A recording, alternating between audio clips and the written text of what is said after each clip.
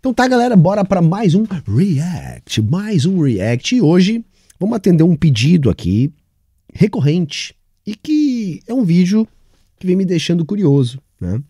Vídeo do canal Eu Afro, né? Com o título de Como a Propaganda Destruiu um País, parte 2. Então, sem mais delongas, bora pro vídeo. Gaddafi to break the stalemate. Em 2011, Líbia mudou para o pior. A Primavera Árabe em 2011 criou revoltas populares no mundo árabe e a Líbia não foi exceção. Os protestos rapidamente transformaram em um conflito armado total. Uma coalizão de países da OTAN lançou uma intervenção militar. Líbia que, segundo consta, tinha o maior IDH da África, né, galera? É isso aí, né? E agora tá lá praticando o tráfico de humanos, né? É isso, né? Tráfico de escravos na Líbia. É isso, né? Presentinho do Ocidente, presentinho do Ocidente. Foram lá levar liberdade, hein? Vou repetir, galera. Quando vierem com esse papo de liberdade, presta atenção quem tá falando, hein? Presta atenção quem tá falando.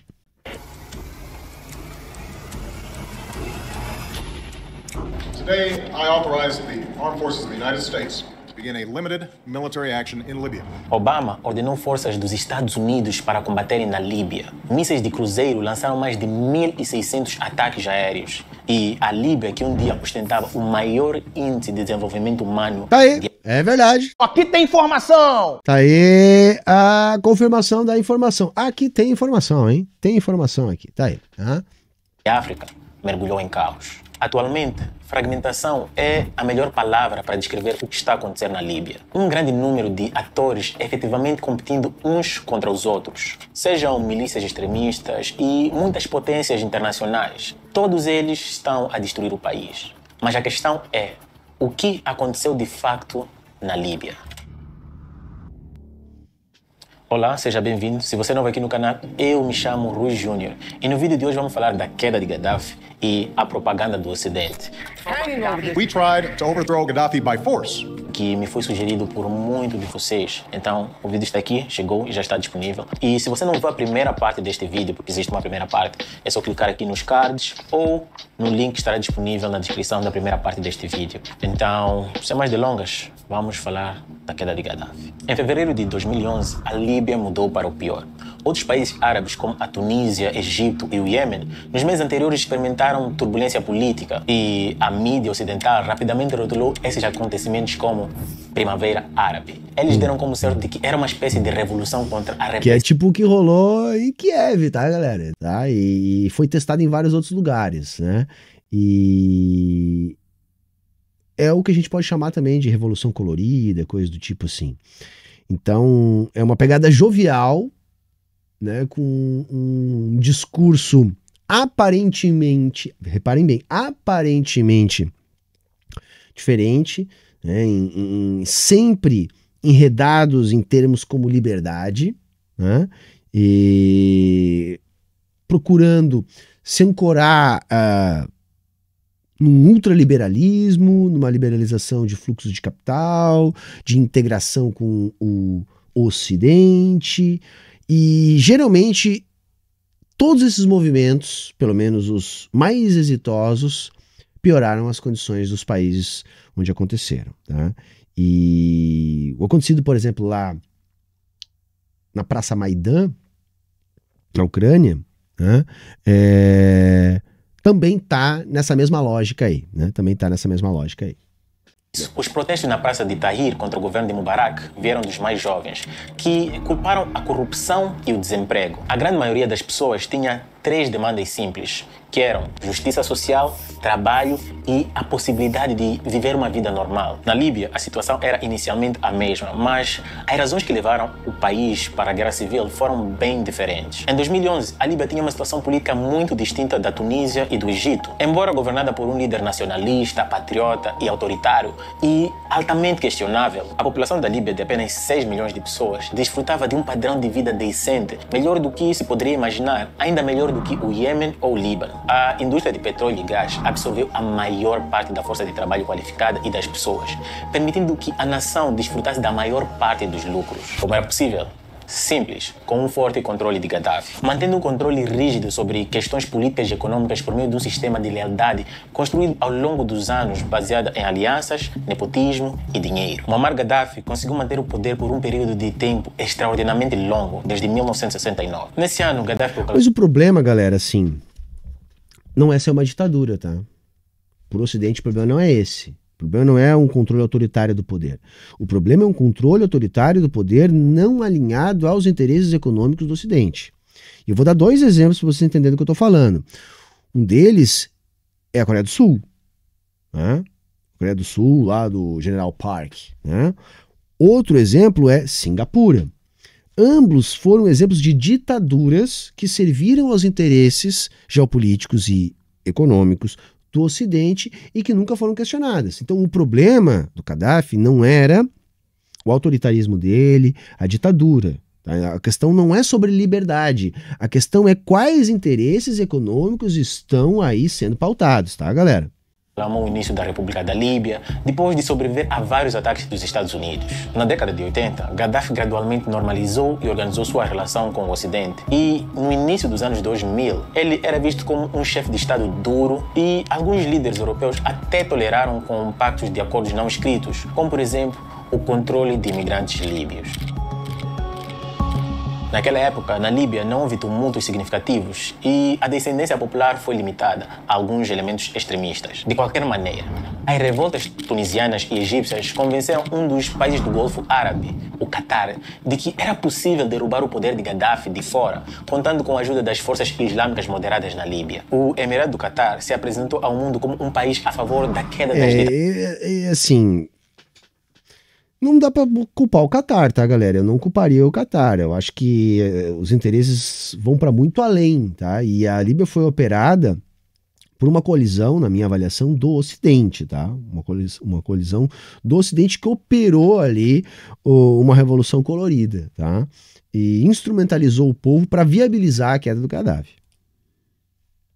Ditaduras no norte africano. Então, para ganhar uma zona ou área de influência na região, o motivo era bem simples: se destacar e prevalecer contra seus nemeses, a vizinha Arábia Saudita. Enquanto que a Arábia Saudita estava tradicionalmente a proteger forças islâmicas radicais e ultraconservadoras, como os wahhabis e saltistas. Doha financiou e apoiou grupos fundamentalistas islâmicos mais moderados e ativamente comprometidos, como a Irmandade Muçulmana no Egito. Uma outra situação também é que esses grupos que eles gostam de chamar de terroristas ou de jihadistas, de extremistas, basicamente são armados, tá, por armas dos Estados Unidos, com financiamento do Ocidente. Se não diretamente, indiretamente, é daí que vem o financiamento para esse tipo de grupo. Marginal que a Arábia Saudita ou os Emirados Árabes Unidos sempre consideraram uma ameaça existencial. A 16 e 17 de fevereiro, também conhecido como os Dias da Ira, como eram chamados, foram dias completamente inesperados, especialmente aos olhos de muitos analistas que sabiam que a Líbia era um dos estados mais estáveis da região. Até mesmo Gaddafi foi pego de surpresa.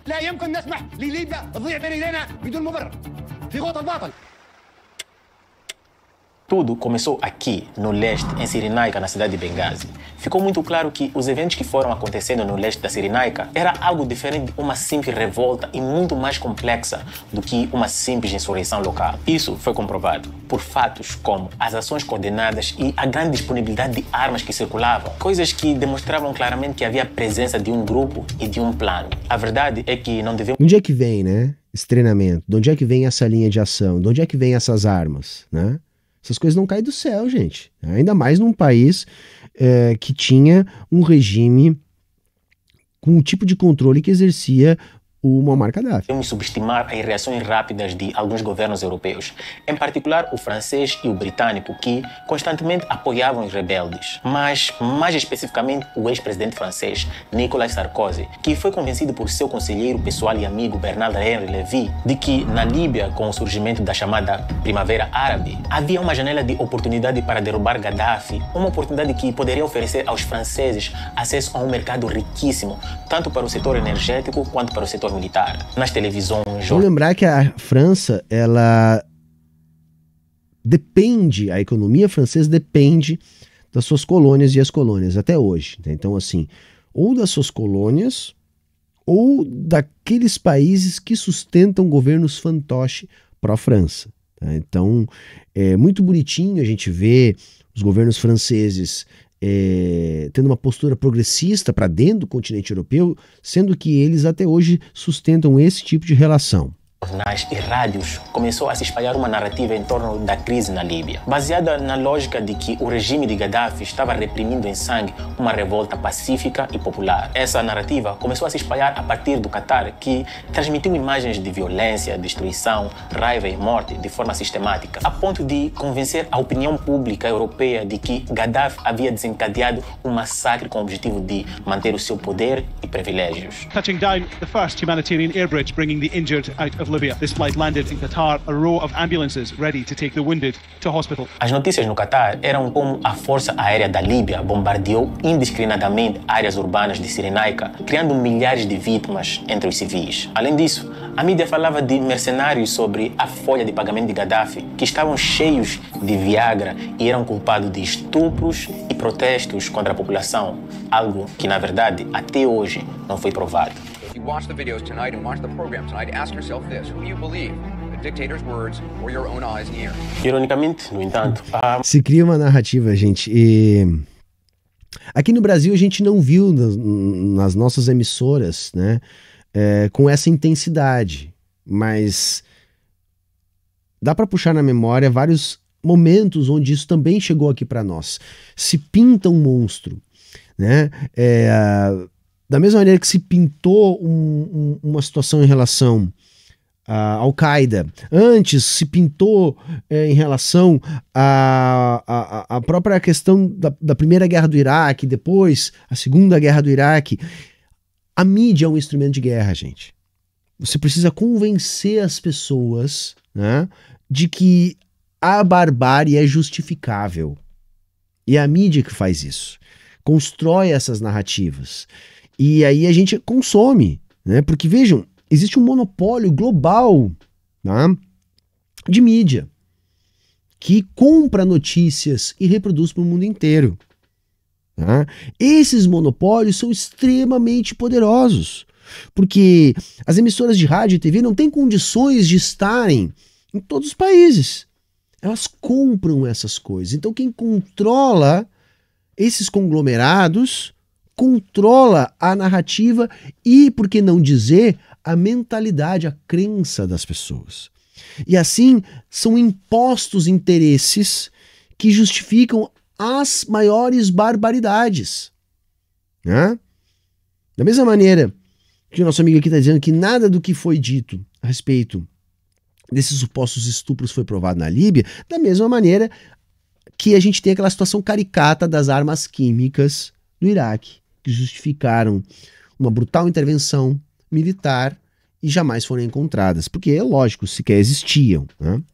A maior parte dos líbios se absteve de participar do conflito. Eles basicamente temiam represálias do regime. Então, sua passividade permitiu que as tropas de Gaddafi recuperassem a maior parte do país em poucas semanas e avançar rapidamente para Benghazi para esmagar a rebelião de uma vez por todas. Diante de uma derrota quase certa, os rebeldes de Cirenaica solicitaram a intervenção militar do Ocidente em março de 2011. A OTAN hesitante, bem como os Estados Unidos, estavam mais do que nunca envolvidos em uma breve, mas significativa operação e missão, apelidada de Operation Odyssey Down. Na madrugada, a Força Aérea da Líbia foi eliminada e as forças de Gaddafi foram detidas antes de entrar em Benghazi. Segundo fontes não oficiais, havia um acordo entre a OTAN e os Emirados Árabes Unidos e o Catar antes de iniciar o ataque. Um acordo assinado apenas um dia antes do Catar reconhecer a natureza oficial da CNT, o Conselho Nacional de Transição contra Gaddafi. De acordo... É legal que a OTAN está metida em todas as falcatruas desse tipo, né? Sempre tem a OTAN, né? né, que é basicamente os Estados Unidos. Com alguns jornais, o envolvimento dos Emirados Árabes Unidos na Líbia, por exemplo, permitiria a Abu Dhabi aprofundar as suas relações estratégicas com a França. Outros disseram que o Qatar estava propenso a concordar porque poderia beneficiar-se do acesso exclusivo a algumas reservas de petróleo da Líbia. Eles iriam negociar em nome do novo governo líbio que teria subido após a queda de Gaddafi. Mas o Qatar não era a única voz no negócio do petróleo. Segundo o jornal The Guardian, já em abril de 2011, empresas francesas manifestaram sua vontade de se estabelecer no país. E conforme... Mais uma vez eles procurando fatiar o país, né? Eles já haviam fatiado a África, aí agora estão aí fatiando a Líbia, né? Buscando fatiar a Líbia. Enfim, o espólio, né, da Líbia. Revelado pelo Departamento de Estado, em 2016, alguns e-mails foram encontrados nos servidores de Hillary Clinton, a ex-secretária do Estado americano. E também na época encontrou-se dados sobre o apoio às rebeliões. Houveram também 2 supostos voos humanitários franceses para a Líbia, nos quais grupos de executivos de empresas de petróleo como a Total e a CGG, 2 grandes empresas francesas, viajaram para a Líbia. Conforme declarado por um consultor próximo de Clinton em um desses e-mails, descreveram o interesse de Sarkozy na Líbia como sendo baseado no desejo de obter uma parcela maior na produção do petróleo. Aos olhos do Ocidente, Gaddafi talvez não se comportou bem contra os ocidentais. Gaddafi primeiro reagiu interrompendo qualquer colaboração com empresas petrolíferas ocidentais na Líbia para proteger seus campos, o que resultou em um aumento de 30% do preço do gás natural. É claro, isso preocupou profundamente as principais potências, em primeiro lugar a França, o Reino Unido e os Estados Unidos da América. Por outro lado, conforme declarado oficialmente por Alain Juppé, o antigo ministro das Relações Exteriores da França na época, era certo e lógico que as empresas francesas poderiam defender sua posição e se beneficiar da guerra na Líbia. E, de acordo com o jornal francês Liberation, especulações sobre as reais motivações das intervenções francesas foram baseadas em uma carta que as forças rebeldes enviaram a Sarkozy em abril de 2011. Os rebeldes ofereceriam à França 35% do petróleo e gás da Líbia em troca do apoio francês à insurgência. Como podemos ver, isso também foi uma maneira não só da França, mas também de outras potências europeias de reduzirem a sua dependência na importação do gás russo. E no e-mail não classificado chamado O Cliente Francês e o Ouro de Gaddafi, enviado em abril de 2011 por um assessor próximo de Clinton, o Sr. Sidney Blumenthal, a principal motivação para o ataque francês foi endossada pela Casa Branca e foi totalmente escondida de outros aliados. Eu sei que é meio triste da gente constatar isso, né? Mas vejam como é que funciona, né? Simplesmente você tem ali um país soberano que tem lá suas contradições, seus problemas internos, luta contra a pobreza e simplesmente tem ali uma fonte de recursos, né? Tem ali uma indústria de petróleo e gás. Aí o Ocidente, que se constituiu espoliando os outros, né? E não vamos se achar ocidental, tá, gente? O Ocidente aqui, entendam, né? Centralidade do capitalismo, países desenvolvidos. Os caras olham, não, mas peraí, né? Precisamos espoliar mais um pouquinho. E aí vão lá e traçam um plano e executam. Saca? Pra vir um liberalzinho na internet depois e dizer assim, ai, que coisa mais ultrapassada. Vocês acham que a gente tá no mercantilismo, que a coisa é sobre acumular metais, né? Acumular especiarias. Vou dizer uma coisa pra vocês, galera. O capitalismo, de verdade, ele não é sobre bolsa de valores. Ele não é sobre opções de derivativos. Ele não é sobre opções de investimento. O capitalismo é sobre produção de mercadorias. O capitalismo, ele é uma grande coleção de mercadorias. Ele é a generalização da lógica da mercadoria. Essas coisas, elas também fazem parte do capitalismo. Bolsa de valores, opções de derivativos. Isso são instrumentos de alavancagem do capital. Mas na prática, o segredo da riqueza ou da pobreza é o acesso a matérias-primas, mercados consumidores, fluxos de mercadorias, produção. É isso que faz uma nação rica ou pobre. A instrumentalização dessas coisas pode desenvolver mais ou menos mercados de capitais e essas coisas que servem para a alavancagem das burguesias que os estados nacionais defendem. Mas na prática, até hoje, continua sendo sobre a mesma coisa. continua sendo sobre a mesma coisa. Porque essas grandes bolhas de capital fictício, elas implodem e se esvaziam e se formam de novo. São grandes instrumentos de alavancagem para que a força da grana possa mover mais potentemente os interesses políticos. Mas no final das contas, o que de fato tem valor na sociedade é aquilo que é produzido a partir da força de trabalho.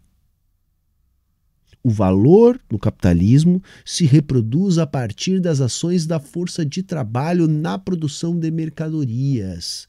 Valor esse que só se realiza quando o ciclo se fecha no momento do consumo da mercadoria, ou seja, da venda da mercadoria.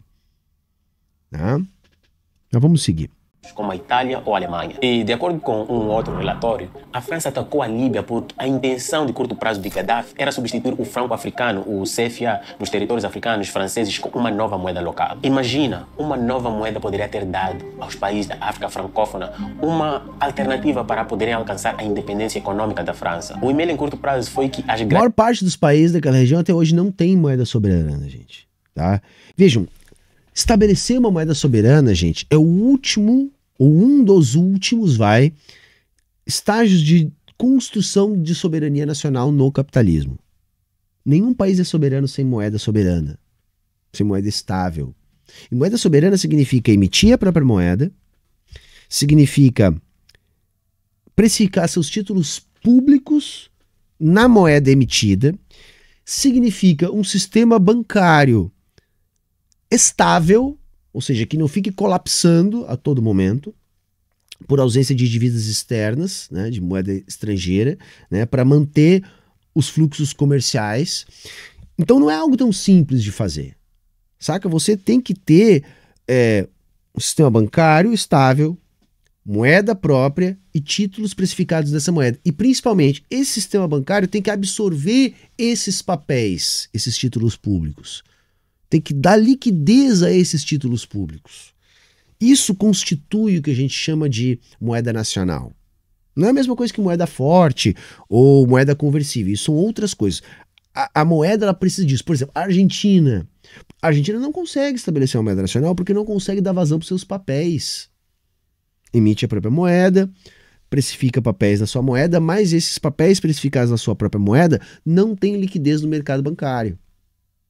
São preteridos em relação aos papéis indexados à moeda americana. Os países africanos, em geral, não possuem isso. Ou seja, não tem soberania monetária. Tá? Não tem soberania monetária. E construir isso é determinante, tá, gente? Grandes reservas de ouro e prata de Gaddafi, estimadas em 143 toneladas, eram um perigo real para a sobrevivência do próprio franco CFA, que até os dias de hoje a França lucra com ele. Gaddafi também faria mais contribuições e uma série de outros grandes projetos para a África, projetos de infraestruturas como construção de estradas e ferrovias. O chat está lembrando aqui da relação, né, da expoliação da França dos recursos energéticos, né, que a gente pode fazer aqui o link com o Níger. Eu citei o exemplo do gasoduto transsaariano, que também está no centro dos interesses da França, porque diminui a dependência do gás russo, uma vez que o objetivo agora do Ocidente é também aniquilar a Rússia. Então vejam, a briga é sempre por recursos, gente. Sempre por recursos. E também estabeleceria um fundo de 5 bilhões de dólares para serem usados para o desenvolvimento de hotéis 5 estrelas, edifícios religiosos, empresas de telefonia móvel e empresas de mineração em todo o continente africano. Foi por isso e por outros motivos que os bombardeios aéreos e intervenção militar conjunta do Catar, França e da Força Aérea Britânica esmagou as defesas navais e aéreas de Gaddafi, resultando no colapso de redutos importantes para o regime, como Trípoli e Sirte, cidades das quais Gaddafi estava a se esconder há um tempo. Então, cercado pelos rebeldes, em outubro Gaddafi tentou escapar pelo deserto, mas drones militares enviados pela administração de Obama interceptaram este comboio. E o resto da história é uma história bastante sangrenta e bem conhecida. Gaddafi foi capturado pelos rebeldes com joelheiras, estrupado com uma vara de madeira e executado com um tiro na cabeça. Tudo isso foi gravado e armazenado em vídeos. Só nesse ponto a OTAN parou de operar e abandonou Líbia ao seu destino. Então, com a morte do velho Gaddafi, a corrida pelos recursos líbios estavam... É isso, eles implodiram o sistema político vigente no país e depois de implodir eles foram embora. foram embora em partes, né? Deixaram lá os seus representantes brigando pelo espólio, estão lá até hoje, tá? E devolveram a Líbia para a Idade Média. É isso que eles fizeram, gente. É isso que o Ocidente é capaz de fazer. O Ocidente devolveu a Líbia, né, pro Neolítico, nem para a Idade Média. Apenas já começaram. Estados Unidos, França e Catar criaram uma espécie de esfera de influência e impediu que países como a Turquia, a Itália interferissem nos depósitos do petróleo. A morte de Gaddafi suscitou reações mistas nos líbios. Houve quem festejou, houve quem ainda estava ligado à memória do antigo líder e quem sabia que a crise futura faria lamentar o antigo regime. معمر القذافي رمز لكل أحرار العالم. معمر القذافي لم يكن للليبيين فقط إنما خلال عبر حقبة التاريخ. A queda de Gaddafi resultou no dualismo histórico que separava Cirenaica, Tripolitânia e Feza. Uma polarização que levou a uma separação da Líbia de facto. Com o surgimento de grupos islâmicos e pequenas gangues locais, houve rompimento das antigas alianças entre as várias tribos. É aquilo, né, gente? Não existe vácuo de poder, né? Então você se desestrutura as estruturas de poder, passam a se formar novas estruturas de poder. Sem a existência de um Estado organizando tudo isso, você vai ter grupos econômicos que vão se militarizar e vão organizar novos espaços de poder. Então você substitui aquela lógica que tinha por uma lógica muito mais ligada a poderes locais, né, que precisam sustentar esse poder a partir da maneira que o poder é sustentado, a partir de aparatos de violência. Só que agora não mais sobre o véu, né, das mediações, né, de um Estado burguês, ainda que um Estado autoritário, como se tinha ali com Muammar Gaddafi. Da parte sul do país. E a Líbia se transformou em anarquia, onde ninguém estava mais no poder e todos tinham seu interesse próprio. Então, a história ensina-nos que a Líbia foi dilacerada por duas guerras civis. A primeira terminou com a morte de Gaddafi em outubro de 2011 e a segunda começou em 2014 e ainda continua. A verdade é que a guerra nunca acabou, sempre continuou. E a Primavera Árabe na Líbia mudou-se para o Inverno Árabe. Obviamente, organizações terroristas como ISIS, Al-Qaeda entraram no caos líbios e isso... É esses grupos que acabam ocupando os espaços, gente, tá? Por quê? Porque tem financiamento, tem armas, tem, inclusive, treinamento, e eles acabam substituindo a lógica de Estado por uma lógica de disputa de milícias, de grupos mercenários, de facções, se vocês preferirem. E é lógico, se você não tem uma estrutura de Estado, as relações capitalistas de produção também definham. Você não consegue manter a vitalidade das estruturas produtivas, uma economia crescendo, gerando emprego. Então se desestruturam as relações capitalistas de produção. Não quer dizer que o país deixe de ser capitalista, mas não. Ele deixa de ter um capitalismo mais dinâmico e começa a ter formas mais rudimentares a serem exploradas por esses grupos de poder que vão disputar no interior do espólio desse Estado, que é o Estado espoliado, os recursos naturais, basicamente servindo a interesses estrangeiros. Porque esses grupos que nós já citamos aqui são grupos alimentados, criados e a serviço das potências do Ocidente. Leia-se de Estados Unidos, de França e demais países que vão fazer parte, né, desse mundo, entre muitas aspas, desenvolvido. Só piorou o conflito no país. Então, o fim de Gaddafi resultou no crime organizado, criou ainda mais vantagens do tráfico de armas e o fluxo migratório da África subsaariana para a Europa. Isso é uma outra questão. Hoje, essa hecatombe humanitária que acontece no Mediterrâneo, tá? Que toda semana tem uma embarcação improvisada dessas com centenas de pessoas dentro afundando, também é produto disso. Claro, isso sempre existiu, mas isso se transformou nesses números que nós temos hoje em dia a partir desse tipo de intervenção. A Europa não quer. Porque aí do outro lado isso estimula a xenofobia, isso dá arma para a doutrina nazifascista, né? Enquanto que essas pessoas elas não têm opção. O lar delas foi devastado. Então é por isso que elas se arriscam a esse ponto de entrar numa embarcação improvisada dessa para tentar cruzar o mar Mediterrâneo. Né? Então é aquela coisa assim, agora a Europa trata esse problema desse tipo de imigração como um problema alheio à Europa, sendo que foi a própria Europa a criar este problema. Historicamente, né, com o processo de expoliação da África colonial e mais recentemente com o prolongamento dessas relações a partir do imperialismo. Criando um negócio sujo e muito lucrativo. Antes da Revolução e a queda de Gaddafi, a Líbia ostentava o maior índice de desenvolvimento humano de África e também as maiores reservas de petróleo da África. Agora, os 96% da renda do país vindas do petróleo é apenas uma lembrança. Eu, pessoalmente, só posso esperar para o bem de uma nação que, geopoliticamente, é fundamental para a estabilidade não só do norte da África, mas para todo o continente. Mas diz-me aí, então, o que você acha sobre a queda de Gaddafi e como você olha ou vê a situação atual da Líbia? Deixe-me saber o que você acha disso. E acho que outra questão que devemos nos fazer é por que a União Africana ficou calada diante da invasão da Líbia? Não é? Por que a União Africana não reagiu? Porque... Imperialismo, né, cara? Infelizmente, a influência europeia nos governos africanos ainda é muito grande. Meu palpite seria esse, mas bacana o canal do cara, hein? Bacana, trabalho honesto, massa, né? Espero que vocês tenham gostado. Acho que é bacana fazer esse tipo de reflexão, né? Eu já tinha falado aqui tangencialmente algumas vezes sobre o que aconteceu na Líbia. Você sabe que não é a especialidade do canal, a geopolítica internacional. Mas eu acho que é importante eu também colaborar aqui com meus 10 ou 20 centavos e dar visibilidade a essas questões, tá? E eu acho que valeu a pena. É bacana o vídeo, gostei, massa.